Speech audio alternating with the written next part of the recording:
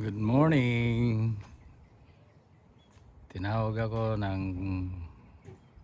kuya ko, doon siya nagtatrabaho. Sira daw yung may tumutunog sa sa hindi alam kung saan galing, parang magigima yung bahay. Nandito ako kahapon dahil sira din yung refrigerator nila, hindi lumalamig. Chinik ko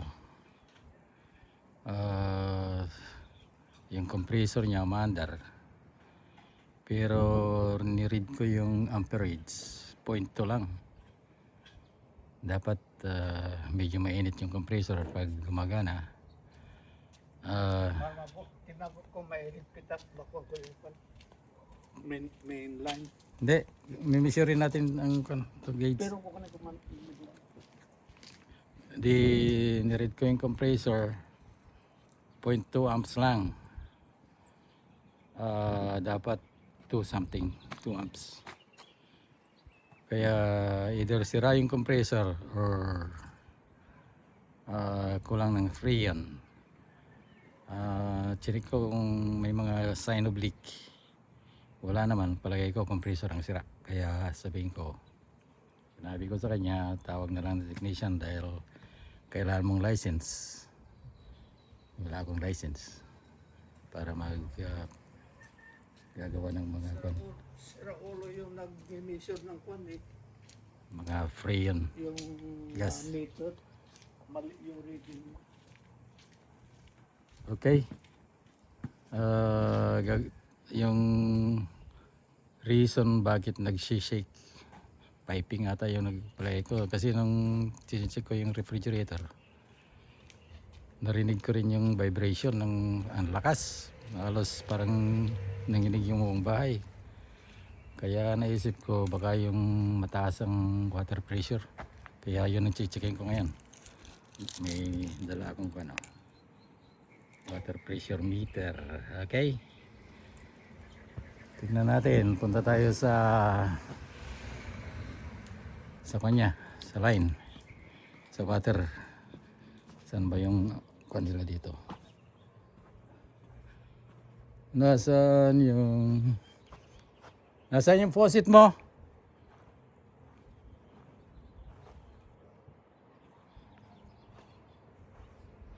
May malunggay sila, ang laki oh. May bayabas, kalamansi.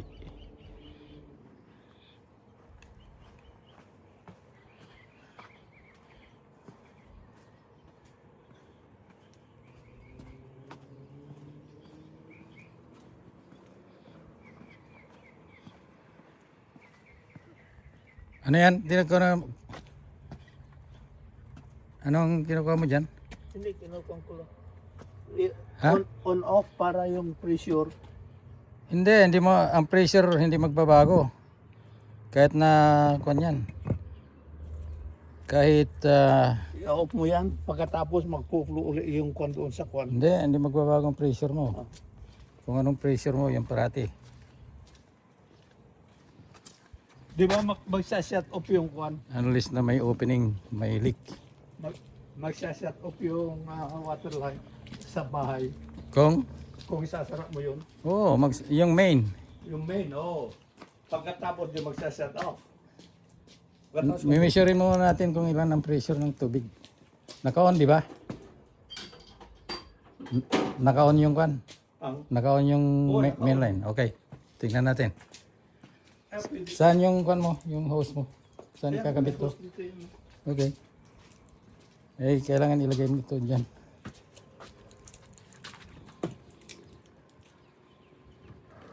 Kailangan mo wrench.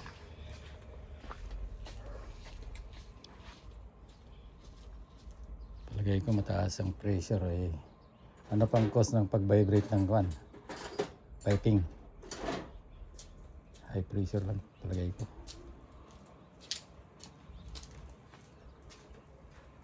Palagay ko mahigit 100 tong pressure mo Dapat 50 lang 60 ang kwan kahit na 50, pwede na. Kakatipid ka pa sa tubig. Siyempre, pag on mo yung faucet, mataas ang pressure, din dami nasasayang. Pero mahina ang yung Tingnan natin. mabagal. Bago tayo magsalita kung ano talagang problema.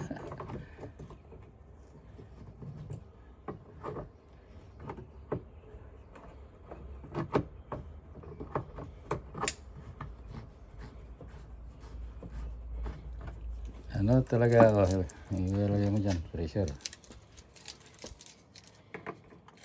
Sa akin, nakasit sa 50. Sa bahay.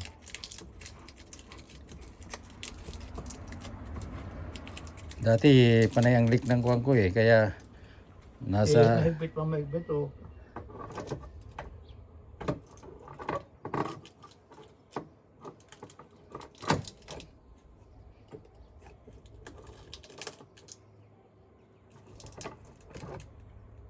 Huwag mo masyadong kwan. Kapan lang yan. Hindi naman kwan eh. Titingnan lang natin ang pressure. Okay na? Pero siguro. Ay, naglilik. Kailangan higpitan mo pala. May teflon tape ka pa. Ito yata naglilik eh. Ikaw ang naglilik. Hindi naman naglik na nung nag-host ka eh. Pero masikip pala. Ikaw mo lang. Huwag mong i-fully. Ikaw mo lang.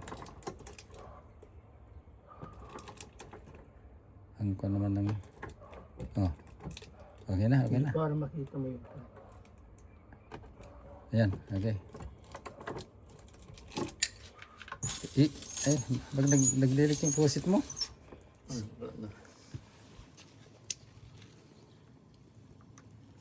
Sige nga, ikaw mo nga. Tignan ko yung pressure.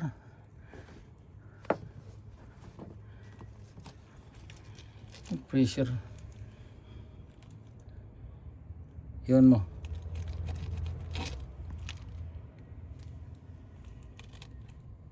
Nasa 0 siya ngayon, di ba? Oo. Hindi totally 0. Saan bang 0 dyan? 60, 70. Nasa 70 siya. 70 mataas. Mataas nga. Nasa 70. On mo ulit, baka tataas pa. No? Yun mo, yung titignan ko kung magpa-flactic. Nilagay mo yun para hindi ako ma-sprayan. Oh. Naka-on yan. Nakaon na? Oo. Nasa 70 siya. Kaya ilagay natin sa 50. Paano ilalagay? Yung regulator, water pressure regulator. Bibili. Hindi, mayroon dyan. Saan? Hanapin natin, di ko alam Tresin natin ito. Tapos bago pumunta sa bahay, nasa water, pupunta mo na sa regulator. Buksan mo itong mga cabinet, baka nandyan. Ito, baka possible dito. Wala nang dito eh. Hindi, may pipe yan pupunta sa bahay. Yung pipe na yon pupunta sa loob ng bahay. Yan. Pupunta sa hot water. Ito. Ayan. Yun, doon. Pero pupunta sa hot water mo, Atong hot water. yung cold water, baka na, saan yan nilagay? Baka nandyan sa loob. Alisin mo yan. Ito yung hot water heater. Mataas ang pressure mo, 70.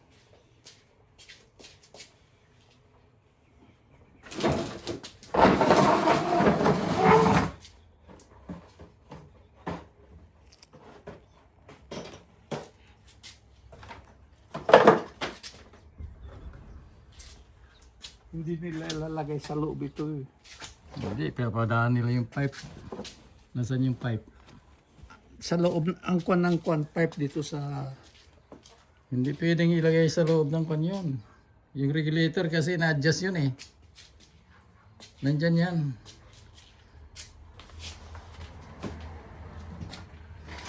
Possible dito. Baka, kasi ang baba, itong height nito. Oh, ito yung pipe niya. Oh. Nandito sa knee. Sa may knee.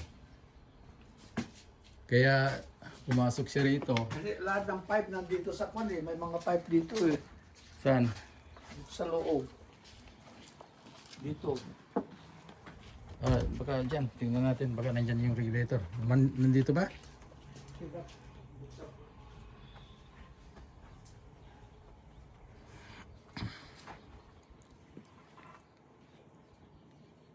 Yun nga, 70 ang kanya. Pressure, dapat 50 lang. Kasi ka pa ng tubig.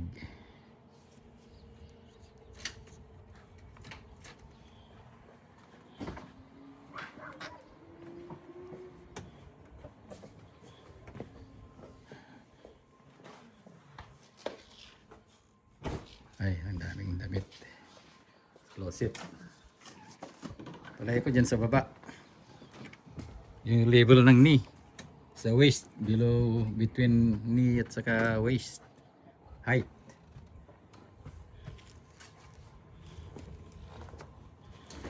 Hindi naman kasi tis. Kwan na. Ha? Para damit yung marito. Galing pa sa Pilipinas.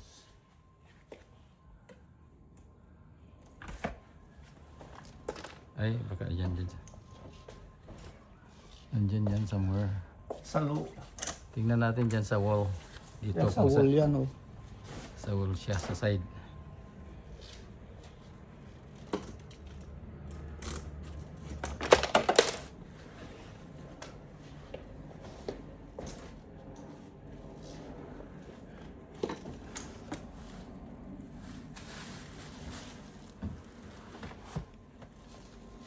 Kailangan naman ilagay nila sa loob ng van, in between the walls eh. Oops.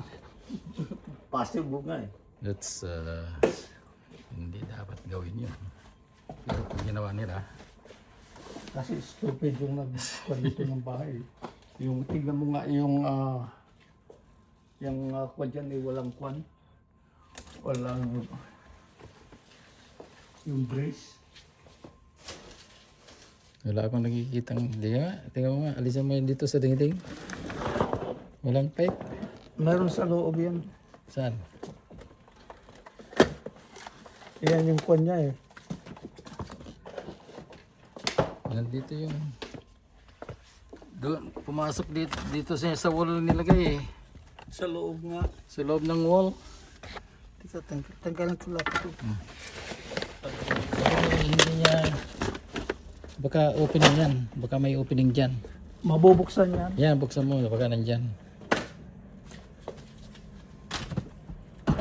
Nandyan na rin yung regulator siguro.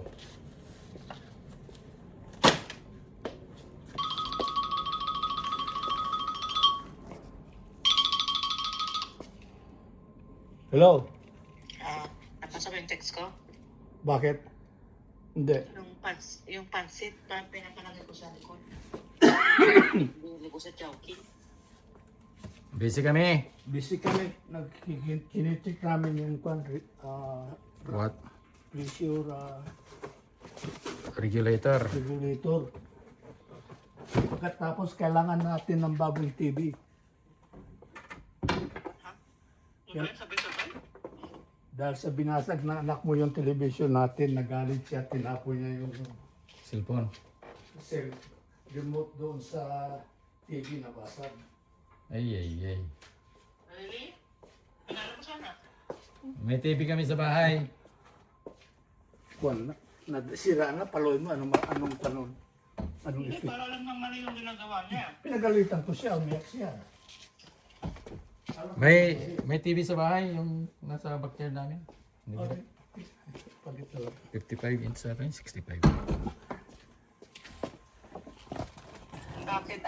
Bakit niya binato yung ano? kasi tumawag yung kwan na yung magagawa ng Ay, ito may panel. Sabi ko na, nandito ang regulator eh. Kailangan ilaw. Adjust natin ang regulator. gagawa ng Ito, ang pressure regulator nila.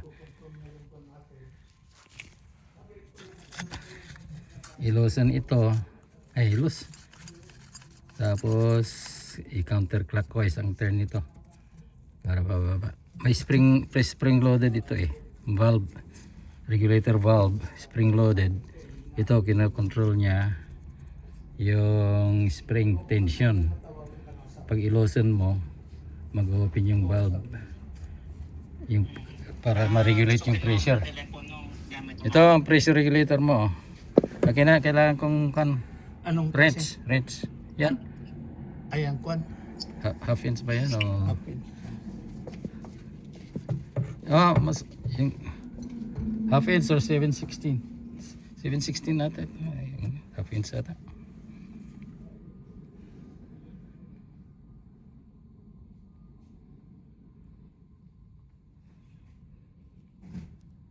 Pressure regulator.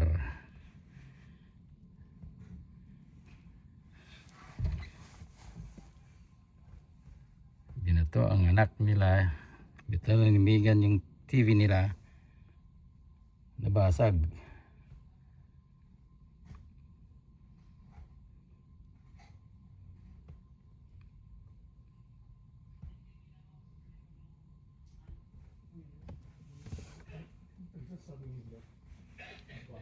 Pinatong mo kasi nagpakasag yung phone mo. Ay, yung telepono ko sa Pilipinas, pinatong mo din. Ay, mana sa tatay pala eh. Nang babato ng cellphone. Tingnan mo yung pressure. Kung bababa. Okay.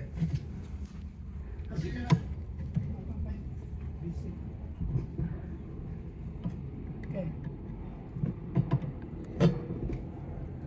Bumaba na? Hindi pa. Ay kasi yung pressure, iyon mo yung kwan mo. Ano? Iyon mo yung faucet sa kitchen para ma-relieve yung pressure. Kasi yung pressure nandiyan pa. Kailangan ito noon? I-turn on mo yung sink. Ipunin mo yung, kasi nandiyan yung pressure pa sa system. Iyon mo para ma-relieve yung pressure. Mga pusit. Isa lang, kahit na isa lang.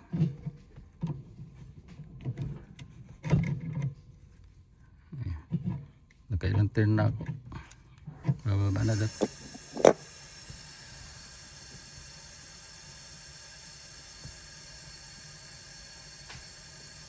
Tingnan mo ngayon yung pressure mo.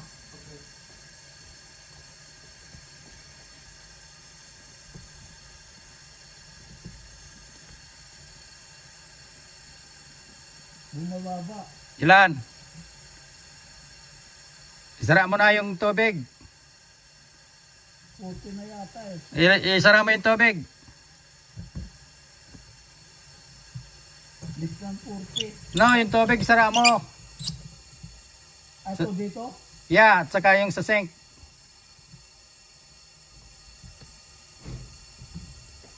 Hinara ko yun at yun. Yan, yeah.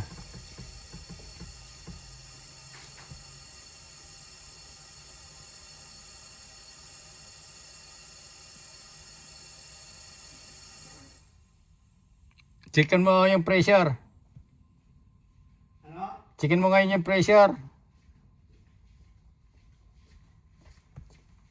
Baba na yan.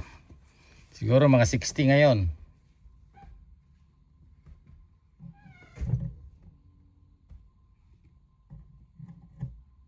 Buksan ko ito. No, yeah, buksan mo. Measure mo yung pressure.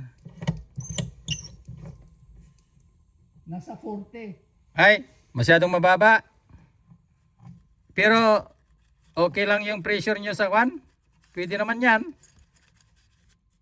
Hindi siguro ito eh. Kasi sabi pwede na. Hanggang 40. 60 yung sinasabi niya. Pero tumataas pa rin eh. Oh. 45 na. 50. O yan, tama na. Ilock mo na. Okay. Okay, nakalock na. Tapos, Ano, at least less than 60. yeah. Baka yan ang diferensya. Okay. Finito.